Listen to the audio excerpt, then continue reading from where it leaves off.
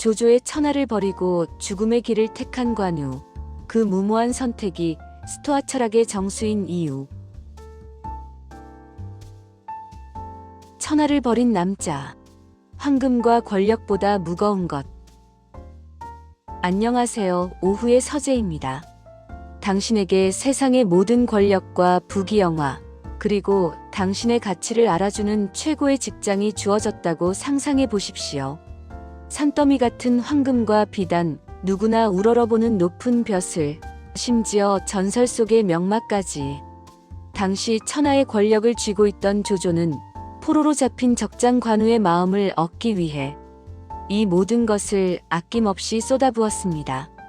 조조의 진영에 남기만 한다면 관우의 앞날은 평생토록 보장된 것이나 다름없었죠.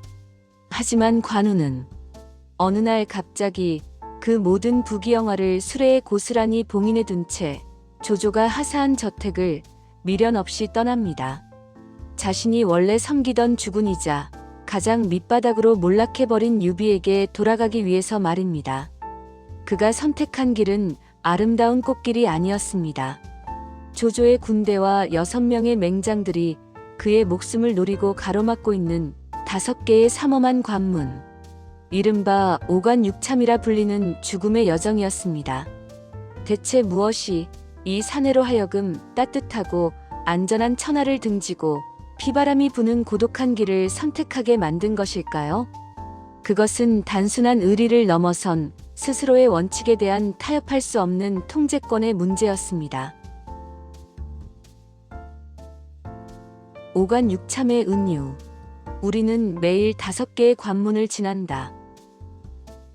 천여 년이 훌쩍 넘은 이 낡은 영웅담이 오늘날 우리에게 여전히 강렬하게 다가오는 이유는 우리 역시 매일매일 각자의 오관육참을 겪으며 살아가기 때문입니다. 우리가 통과해야 할 관문은 창칼을 든 장수들이 아닙니다. 매달 갚아야 하는 대출금의 압박, 직장 상사와 동료들의 날카로운 평가, SNS 속 타인들의 화려한 삶과 나를 비교하며 깎아내리는 자괴감. 이 거대하고 무거운 관문들 앞에서 우리는 자주 무력해지고 깊은 우울과 분노에 빠집니다. 왜 내 삶은 내 마음대로 풀리지 않을까? 왜 저 사람은 나를 인정해주지 않을까? 왜 세상은 이토록 불공평할까? 현대 사회라는 거대한 조조의 진영 속에서 우리는 남들이 정해놓은 성공이라는 달콤한 하사품을 얻기 위해 나 자신의 본 모습을 억누르며 살아갑니다. 조금만 눈밖에 나면, 조금만 뒤처지면 모든 것이 무너질 것 같은 지독한 불안감. 이 불안감은 우리의 정신을 갉아먹고 결국 우리를 삶의 주인이 아닌 상황에 질질 끌려다니는 노예로 만들어버립니다. 이처럼 외부의 압력에 짓눌려 나 자신을 잃어버릴 것 같을 때 우리는 2000년 전 로마의 황제가 남긴 아주 차갑고도 단단한 조언에 귀를 기울여야 합니다. 철인 황제의 등장. 전장 한가운데서 쓴 일기. 인류 역사상 가장 막강한 권력을 가졌던 남자. 로마 제국의 황제 마르쿠스 아우렐리우스. 그는 천하의 주인이었지만 그의 삶은 결코 평탄하지 않았습니다. 재위 기간 내내 북방 이민족들의 잔혹한 침략이 이어졌고 제국 전역에는 끔찍한 전염병이 돌아 수백만 명이 목숨을 잃었습니다. 믿었던 가장 친한 친구이자 장군은 반란을 일으키기도 했죠. 세상에서 가장 큰 권력을 가졌음에도 황제 역시 질병과 배신, 날씨와 죽음 앞에서는 한없이 무력했습니다. 하지만 아우렐리우스는 이 끔찍한 혼란 속에서도 결코 평정심을 잃지 않았습니다. 그는 피비린내 나는 전쟁터의 막사 안에서 깊은 밤 촛불을 켜고 오직 자기 자신만을 위한 일기를 써내려갔습니다. 그 위대한 자기 성찰의 기록이 바로 서양 철학의 위대한 고전 명상록입니다. 그가 명상록을 통해 끊임없이 자신에게 되뇌었던 핵심 사상은 바로 고대 그리스부터 이어져 온 스토아 철학이었습니다. 스토아 철학자들은 우리가 고통받는 진짜 이유를 외부의 사건 자체가 아니라 그 사건을 바라보는 우리의 판단 때문이라고 생각했습니다. 내가 지금 불행한 이유는 나를 둘러싼 상황이 최악이어서가 아니라 그 통제할 수 없는 상황을 어떻게든 내 마음대로 조종해 보려는 헛된 집착 때문이라는 것입니다. 스토아 철학의 정수. 내 통제권 안에 있는 것과 없는 것. 스토아 철학의 가장 위대한 지혜는 세상의 모든 일들을 아주 냉정하게 두 가지로 나누는 데서 시작합니다. 첫째, 내 통제권 밖에 있는 것들. 둘째, 내 통제권 안에 있는 것들. 내 통제권 밖에 있는 것들은 무엇일까요? 우리가 태어난 집안, 나의 외모, 오늘의 날씨, 주식시장의 폭락, 그리고 무엇보다 중요한 것, 바로 나에 대한 타인의 평가입니다. 조조가 나를 칭찬하든 비난하든, 세상이 나를 알아주든 몰라주든, 그것은 철저히 타인의 머릿속에서 일어나는 일일 뿐, 내가 결정할 수 있는 영역이 아닙니다. 반대로 내 통제권 안에 있는 것은 무엇일까요? 오직 나의 생각, 나의 믿음, 나의 선택과 태도뿐입니다. 스토아 철학은 우리에게 이렇게 경고합니다. 당신의 통제권 밖에 있는 것들에 마음을 빼앗기는 순간 당신은 자유를 잃고 노예가 될 것이다. 다시 관우의 이야기로 돌아가 볼까요? 관우가 5개의 관문을 살아서 넘을 수 있을지, 그 과정에서 팔이 잘릴지 화살을 맞을지는 그의 통제권 밖의 일이었습니다. 그건 하늘에 맡겨야 할 운명이자 외부의 환경이 결정할 문제였죠.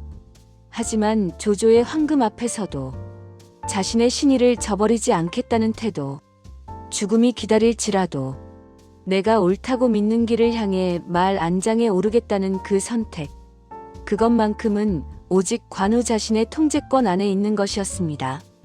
관우는 철저한 스토아주의자였습니다.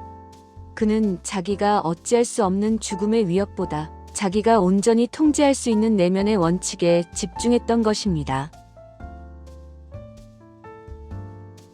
내면의 성체.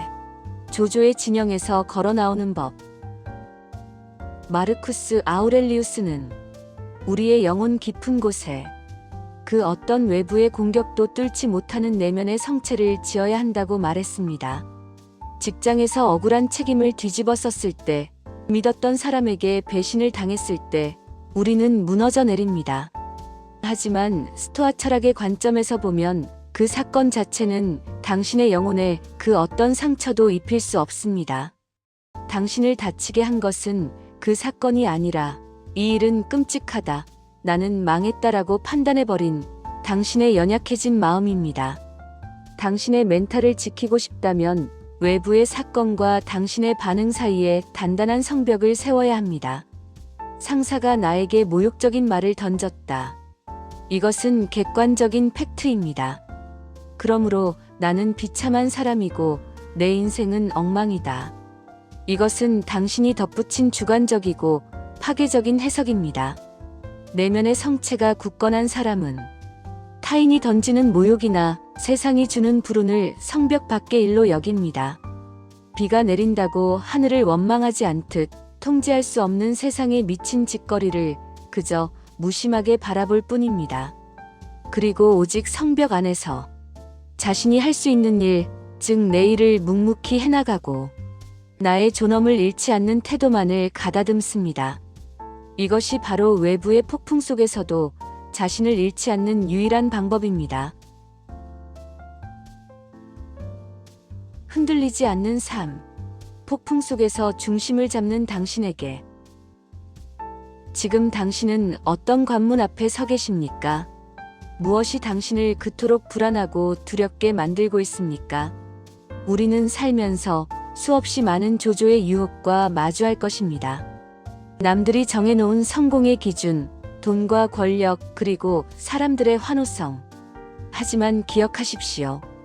그것들은 모두 당신의 통제권 밖에 있는 언제든 바람에 날아갈 수 있는 신기루입니다.